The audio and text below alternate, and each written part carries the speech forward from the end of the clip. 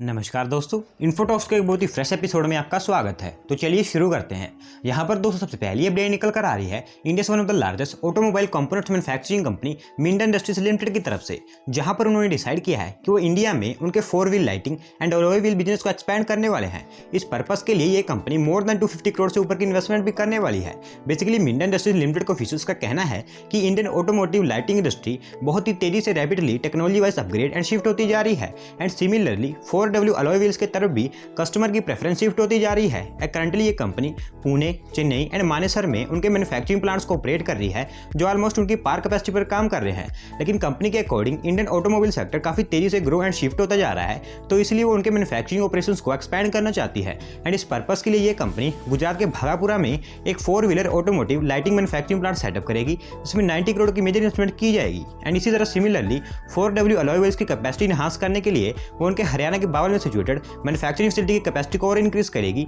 जिसमें ये कंपनी 167 करोड़ की मेजर इन्वेस्टमेंट करने वाली है। तो दोस्तों यहाँ पर हमें गुजरात में लगातार इन्वेस्टमेंट्स देखने को मिल रही हैं।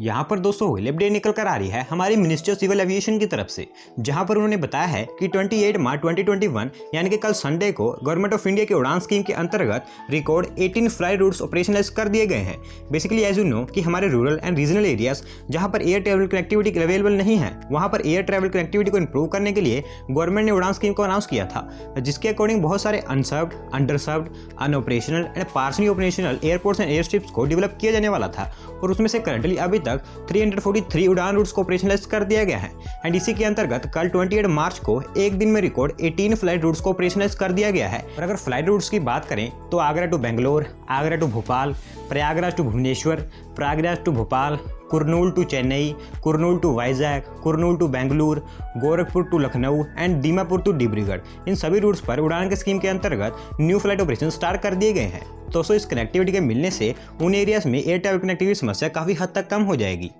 यहाँ पर दोस्तों अपडेट निकल कर आ रही है union territory Andaman and Nicobar islands की तरफ से, जहाँ पर हमारी union territory Andaman and Nicobar islands में ट्रांसपोर्ट कनेक्टिविटी को बेहतर करने के लिए एक 150 टन शिप डेडिकेट कर दिया गया है। इस डेडिकेटेड शिप को state own Cochin shipyard limited की तरफ से मैन्युफैक्चर किया गया है, जिसकी पैसेंजर कैरिंग कैपेसिटी 500 पैसेंजर्स की है। और इस शिप की एक और अच्छी बात यह है कि यह ship both passengers and cargo दोनों को कैरी कर सकता है। Basically union territory Andaman and Nicobar islands India के लिए स्ट्रेटेजिकली बहुत ही इंपॉर्टेंट है, और साथ ही साथ ये एरिया मलक्का स्टेट के पास सिचुएटेड है, जो कि world's one of the most important and biggest shipping lane है। और ये मलक्का स्टेट इंडियन ओशन को major Asian economies Indonesia, Thailand, Malaysia, Philippines, Singapore, China, Japan, Taiwan and South Korea जैसी countries से बाय ट्रेड कनेक्ट करता है। तो ऐसे में हमारी central government Andaman and Nicobar islands को as a main business place के रूप में यूज करना चाहती है, जिस कारण government already Andaman and Nicobar islands में within the union territory and outside the union territory में ट्रांसपोर्ट कनेक्टिविटी को बेहतर करने के लिए लगातार काम कर रही है, ताकि इस एरिया को रेस्ट ऑफ इंडिया से कनेक्ट किया जा सके। और उसी के अंतर्गत सेंट्रल गवर्नमेंट ने मेक इन इंडिया इनिशिएटिव के अधीन 1400 करोड़ की लागत से अंडमान एंड निकोबार आइलैंड्स के लिए 4 passengers and cargo carrying ships को मैन्युफैक्चर कर रही है, जिसमें से कोचिन शिपयार्ड लिमिटेड के द्वारा ये पहला शिप यूनियन टेरिटरी को सप्लाई कर दिया गया है। एंड वही सेकंड शिप एडवांस स्टेजेस में अंडर कंस्ट्रक्शन है, एंड रेस्ट 2 मोर शिप्स को भी जल्दी मैन्युफैक्चर करके union territory Andaman Nicobar islands को सौंप दिया जाएगा।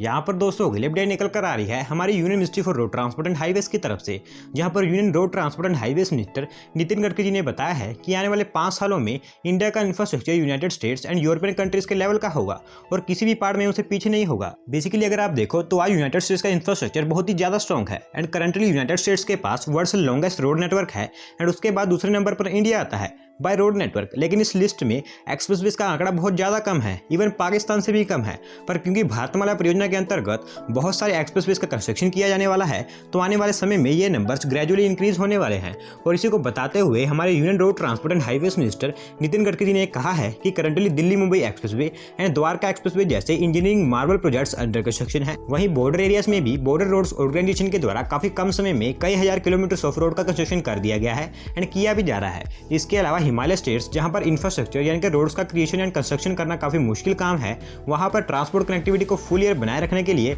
अटल टनल का इनॉग्रेशन कर दिया गया है। And similarly 4 Dham highway project, Zojila tunnel, Shinkula tunnel and Z-Morh जैसी टनल्स अंडर कंस्ट्रक्शन है, जो आने वाले समय में इन एरियाज की ट्रांसपोर्ट कनेक्टिविटी को और भी इनहांस कर सकेंगी। And according to Nitin Gadkari ji, इस तरह के इंजीनियरिंग मार्बल्स के कारण इंडियन इंफ्रास्ट्रक्चर आने वाले नेक्स्ट 5 ईयर्स में किसी भी लहजे में United states and European countries के इंफ्रास्ट्रक्चर से कम नहीं होगा, जो कि काफी अच्छी बात है।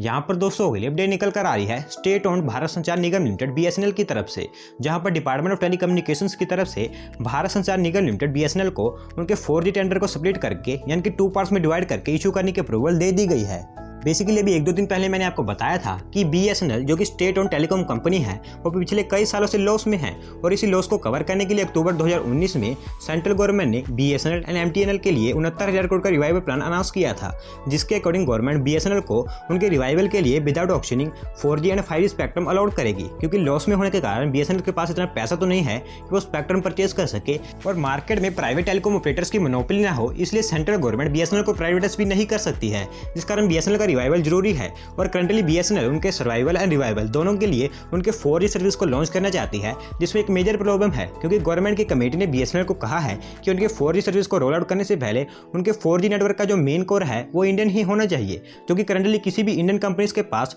प्रूव्ड मेन कोर नहीं है। एंड इनफैक्ट सभी इंडियन प्राइवेट टेलीकॉम ऑपरेटर्स भी एरिक्सन एंड नोकिया जैसी कंपनीज के मेन कोर्स को यूज करते हैं। पर अब गवर्नमेंट ने देश की नेशनल सिक्योरिटी के लिए ये मैंडेटरी कर दिया है कि सभी टेलीकॉम कंपनीज जो new 4G and 5G network launch करेगी उनके नेटवर्क का मेन कोर इंडियन या फिर डोमेस्टिक वेंडर्स के द्वारा मैन्युफैक्चर किया गया होना चाहिए। लेकिन जैसा कि मैंने आपको बताया कि करंटली इंडिया में कोई भी प्रूव्ड मेन कोर प्रोवाइडर नहीं है, जिस कारण BSNL ने उनके सर्वाइवल के लिए इस टेंडर को 2 पार्ट्स में स्प्लिट कर दिया है, जिसके अकॉर्डिंग पार्ट 1 डोमेस्टिक वेंडर्स के लिए होगा और वही part 2 government approved foreign companies Nokia and Ericsson जैसी कंपनीज के लिए होगा। And BSNL Nokia and Ericsson जैसी कंपनीज का मेन कोर अवेल करके उनके 4G सर्विस को जल्दी से जल्दी रोल आउट कर सकती है, क्योंकि अगर BSNL जल्दी ही उनके 4G सर्विस को रोल आउट नहीं करेगी तो उनका इंडियन टेलीकॉम मार्केट में सर्वाइव करना बिल्कुल ना के करीब हो जाएगा।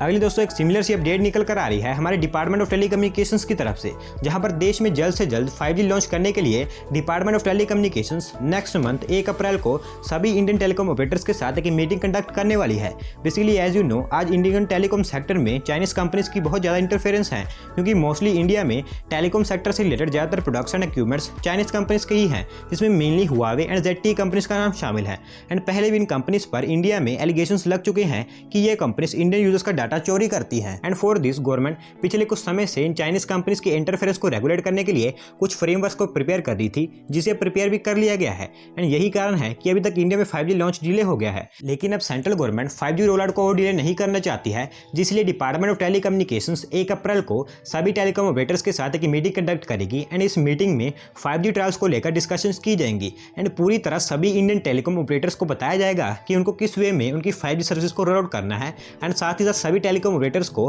5G ट्रायल्स की डेट के बारे में भी बताया जाएगा। दोस्तों ऑलमोस्ट इस साल के अंदर अंदर आपको 5G इंडिया में कुछ मेट्रो सिटीज में लॉन्च होता हुआ देखने को मिल सकता है।